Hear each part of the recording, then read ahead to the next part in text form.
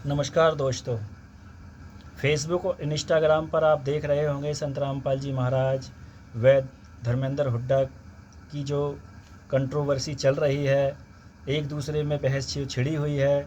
और धर्मेंद्र हुड्डा जी से हम प्रार्थना करना चाहते हैं कि वह संत रामपाल जी महाराज को ज्ञान समझ नहीं रहे हैं, एक बार उनके ज्ञान को समझें, क्योंकि वह समाज को जोड़ने की बात करते हैं, ना कि जब समाज को तोड़ने की बात।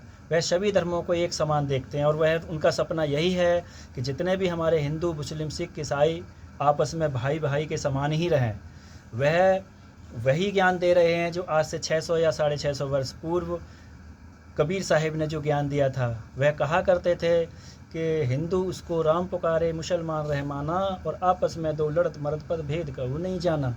तो वह भेद, वह रहस्य, वह जानकारी संत रामपाल जी महाराज ही दे रहे हैं।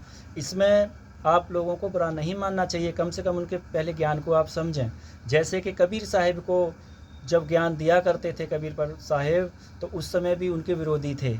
जैसे कि वो हिंदू धर्म के बारे में बोला करते थे, पत्थर पूजे हरी मिलें तासे पूजू पहाड़, तासे तो चाकी मिलो जाको पीछ खाए संसार। ऐसे ही मुस्लिम को धर्म को बोला करते थे कि कंकर पत्थर जोड़ के मस्जिद लई बनाए, ताचड़ मुल्ला बांग दे का बहरा हुआ खुदा है। तो यही बात संत रामपाल जी महाराज हम सभी जीवात्माओं को समझाना चाह रहे हैं कि, और उस समय जो लोग उनका बुरा मानते थे कि हमारे हिंदू धर्म के बारे में यह कबीर गलत बोलता है, या मुस्लिम धर्म भी यही बोला करते थे कि यह हमारे धर्म के बारे में गलत बोलता है, ऐसे ही संत रामपाल जी महाराज हम सबको ज्ञान दे रहे हैं, वह जानकारी दे रहे हैं कि वह आखिर परमात्मा कौन है।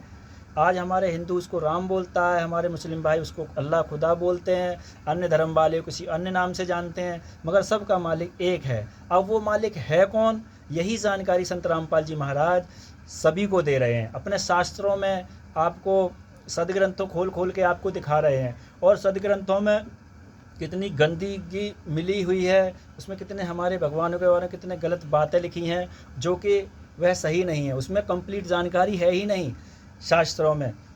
इसीलिए हमारे गुरुजी यह खोल खोल के आप लोगों को दिखा रहे हैं कि आप अपने सदग्रंथों को समझें, और आप लोग उसको विरोध कर रहे हैं। जैसे कि इस बात को तो आप भी मान चुके हैं कि हमारे सदग्रंथों में जो गंदगी भरी हुई है हमारे देवी देवताओं के बारे में, और आर्य समाज की जो पुस्तक है, जिससे हमारा आर्य समाज वाले हमारे संत रामपाल जी महाराज के पक्के विरोधी बने हुए हैं, उन्हीं की पुस्तक में भी गलत बातें लिखी हैं महिलाओं के प्रति, हमारी बहन बेटियों के प्रति, भगवान शिव जी के प्रति, विष्णु जी के प्रति। तो ये गंद भरा हुआ है, इनमें कंप्लीट जानकारी उस भगवान, उस खुदा, उस राम या गॉड की नहीं है।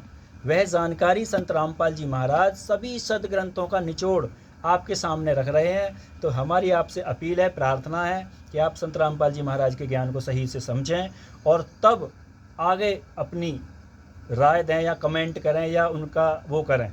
मगर हम सब आपसे पुनः प्रार्थना करते हैं कि संत रामपाल जी महाराज का विरोध करने से पहले अपने सदग्रंथों को ज़रूर देखें।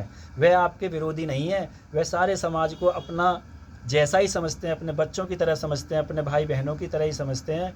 और वह संत रामपाल जी महाराज आपको सही सही जानकारी देके अपना, जहाँ से ये जीव आया है, जहाँ से ये उत्पत्ति हुई है, जीव की बना है, उसी जीव आत्मा को वहाँ भेजना चाहते हैं। परमात्मा कहते हैं, कबीर साहिब ने कहा है कि सतगुर ऐसा शब्द लखाया जहाँ का जीव तहाँ पहुँचाया। कि ऐसी शब्द जो मंत्र देते हैं सतगुरु, तो उस मंत्र में, उस शब्द में इतनी बड़ी शक्ति होती है कि जो जीव जहाँ से आया ये जीव वहीं पहुँच जाएगा, उसी को मोक्ष कहते हैं। तो इसलिए आपसे प्रार्थना है कि आप झूठी या किसी के बहकावे में ना आएँ, संत रामपाल जी महाराज को पहले अच्छे से समझें। सत साहिब, राम राम।